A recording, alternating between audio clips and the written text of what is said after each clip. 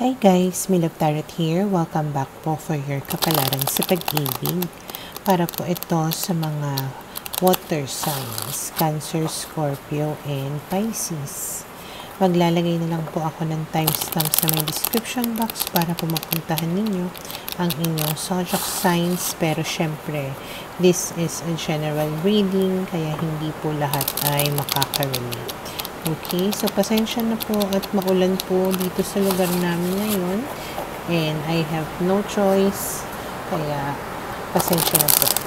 Okay, so let's see. We will start po with Cancer. Ano kaya yung posibleng pagdaraanan ng mga Cancer sa mga susunod na mga araw?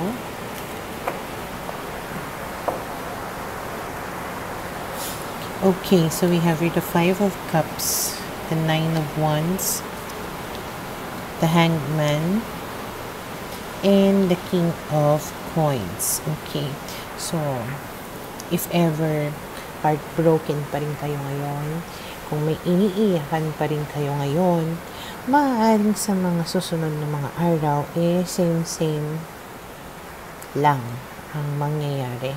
Parang nakahang ka. Okay? Or baka ina-enjoy mo yung status mo. Hindi, joke lang. Ibig kong sabihin, kasi parang wala kang ginagawa dito. Sobrang nasasaktan ka na eh. Kumbaga sagad na yung sakit eh.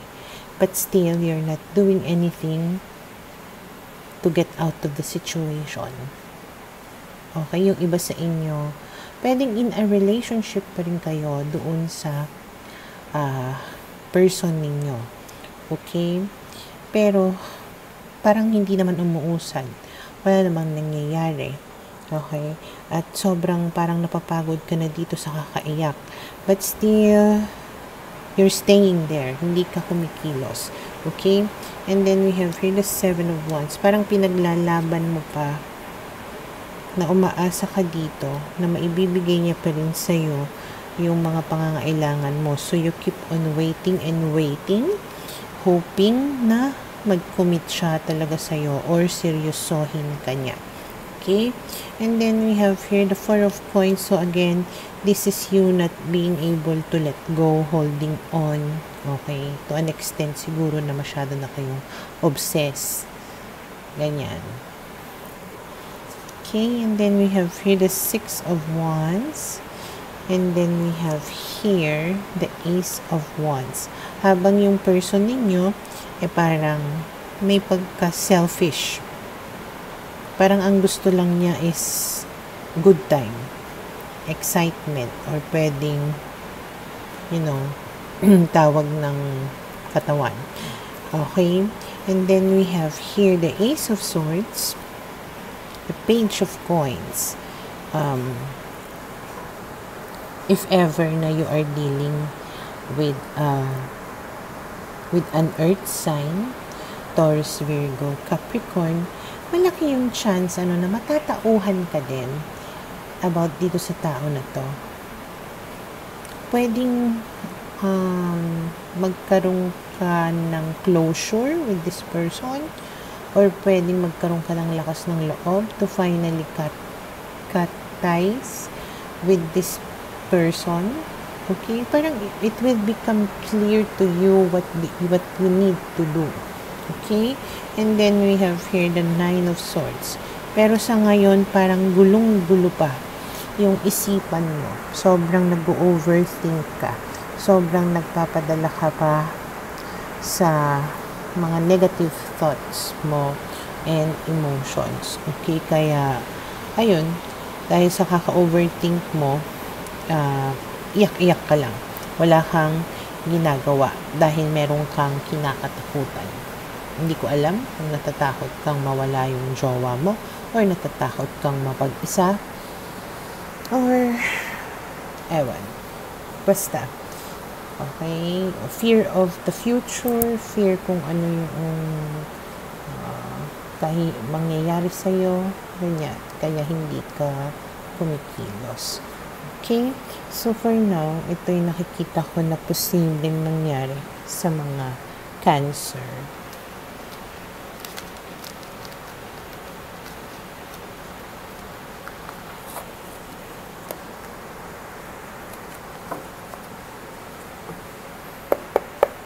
para sa mga Scorpio. Okay, let's see ano kaya yung posibleng pagdaraanan ng mga Scorpio sa mga susunod na mga araw. Pasensya na po ano kung maingay at maulan po ngayon dito. Wala po akong magawa. Sana maintindihan po ninyo. Okay, so let's see ano kaya yung posibleng pagdaraanan ng mga Scorpio sa mga susunod na mga araw. So we have here the Devil, the Ten of Wands, parang toxicity, lots of problems, especially if you are dealing with fire sign, Aries, Leo, Sag, and nandito rin si Capricorn. Parang sobrang bigat, okay? Parang ang dami mong burdens sa tao na ito. Ang daming hindi magagandang bagay doon sa connection ninyong dalawa. And still, it's very hard pa rin to let go. Lalo na kung matagal na kayo nitong tao na to, lalo na kung kababata mo siya or bata pa lang kayo, kayo na, ganyan. And yung iba sa inyo, nahihirapan kayong mag-let go kasi nga inaasahan niyo pa rin na bumalik siya sa inyo. Okay? And then we have here the Emperor, the Star. So, umaasa pa rin talaga kayo dito sa tao na to. May chance na yung person ninyo sobrang mainitin yung ulo. Hindi mo matansya. Kasi mainitin na nga yung ulo, hindi mo pa alam kung bakit ba siya nagagalit. Hindi kasi siya nagsasabi sa'yo. Okay? Every time na may problema, pinapairan niya na lang yung galit. Habang ikaw nagtitiis, umaasa na alam mo yun, may gawin siya para maayos kayo, maayos yung mga problema nyo. Pero ayun, hindi ka nawawalan ng pag-asa dito. You keep on hoping, wishing na magkaroon kayo ng reconciliation. Yung iba sa inyo maaaring you keep on stalking, looking for things, ganyan, para kayo nag-iimbestiga. Palagi kayong patingin-tingin sa social media. Like, lalo na kung halimbawang wala kayong communication right now. Parang inaalam mo kung ano na yung nangyayari sa kanya. Okay? And then we have here the Queen of Wands, the Ace of Cups, and the Seven of Swords. Okay.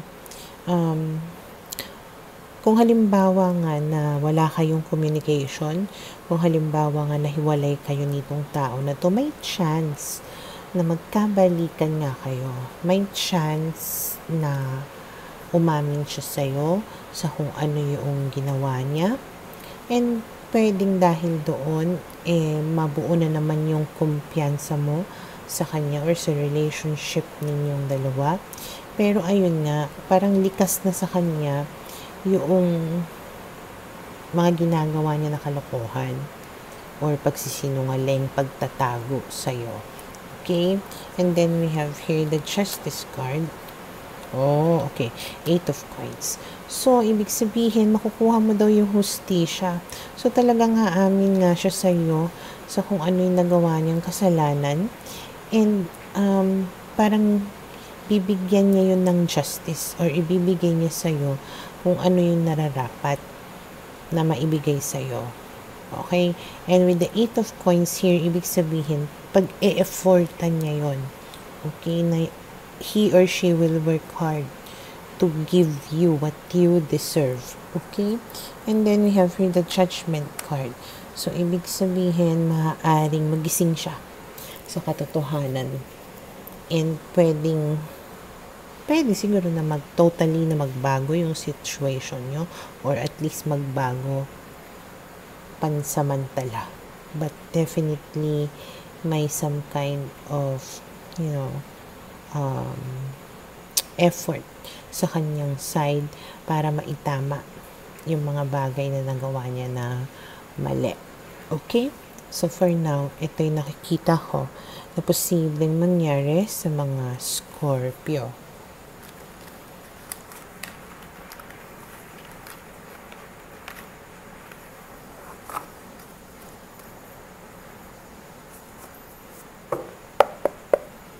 Para sa mga Pisces, okay, we will see kung ano yung posibleng pagdaraanan ng mga Pisces sa mga susunod na mga araw. Pero bago po ako magsimula, humihingi po ako ng pag-unawa at paumanhin dahil po sa maulan ngayon dito kaya maingay po ang audio. Okay, so let's see ano kaya ang pagdaraanan ng mga Cancer sa mga Pisces sa mga susunod na mga araw. Okay, so we have here the High Priestess, the Six of Cups, the Knight of Cups. Malaki yung chance na you are dealing also with a water sign, Cancer, Scorpio, Pisces. Okay, so someone from the past is going to approach you. Parang new beginning with this person. So, kung nagkahiwalay man kayo nitong tao na ito, pwedeng magkakabalikan kayo. Kung halimbawa man na this is not an ex or hindi mo pa nakarelasyon, pwedeng nakilala mo na siya in the past. At parang ngayon lang siya magmamanifest or darating sa buhay mo or magpaparamdam. At parang gusto niya na magka-relationship kayo. And ikaw, syempre parang chill-chill ka lang dito. Papaligaw ka dito sa tao na to or pwedeng magpakipot ka sa tao na ito. And then we have here the Seven of Coins. Parang hindi ka nagmamadali dito. Okay, parang you're being patient here with this person. And then we have here the Eight of Swords. The Nine of Swords, the Knight of Swords. Kasi, yung iba sa inyo, kaya kayo parang being patient is because nanggaling kayo sa isang sitwasyon na talagang nahirapan kayo. Okay? At parang in-overthink mo yon. Iniisip mo yung nangyari sa'yo in the past. Pwede kasi na kung halimbawang ito ay isang ex, iniisip mo mamaya abandonahin ka na naman niya. Okay, kaya ayaw mong magmadali. Ngayon kung new person ito, syempre iniisip mo na baka gawin kasi sa'yo yung ginawa sa'yo ng iba. Okay? And then we have here the Two of Cups, the Four of Wands, and the Justice card. Pero ayun nga, eventually, madidevelop ka din, bibigay ka din, makikipag-relationship ka din, pero, we have here the Justice card. Ibig sabihin, you know that it is the right thing to do. You know na deserve mo to. You know na ibibigay niya sa'yo kung ano yung tama at kung ano yung nararapat. Parang ganun. Okay? So, kumbaga, hindi ka kilos dito, nagiging patient ka dito until dumating yung time na tipong masabi mo sa self mo na, okay, this is what I should do, this is the right thing, tama. Magandang intention niya. Okay? Binibigay niya sa akin, pinaparamdam niya sa akin yung dapat. Okay? And then we have here the Hermit. And then the World card. Okay, so kumbaga, it's going to be a new chapter in your life. Okay? Na tipong na-analyze mo na to. Napag-isipan mo ng maigi ito.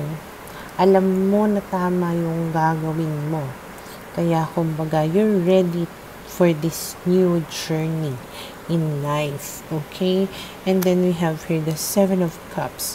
And because of that, pwedeng mag-open up ng maraming possibilities, options, opportunities for you to an extent na parang pwede kang ma-overwhelm na parang ay, ang daming ganap, ang daming nangyayari bigla sa buhay ko, ang daming oportunidad. Okay, bukod dun sa love life, pwedeng sa career din, okay, sa finances mo, in different aspects of life. Okay, na tipong ang drawback lang doon sa sobrang dami, maaring bumalik ka doon sa pag-procrastinate mo na tipong, ay, teka lang, hindi ako makapili, hindi ko alam ang aking gagawin. Okay? So, ang maganda lang doon, syempre, hindi ka magmamadaling mag-decide, pag-iisipan mo talaga ng maigi kung ano yung dapat mo na gawin o pasukin. Okay? So, for now, ito yung nakikita ko na posibleng mangyari sa mga Pisces.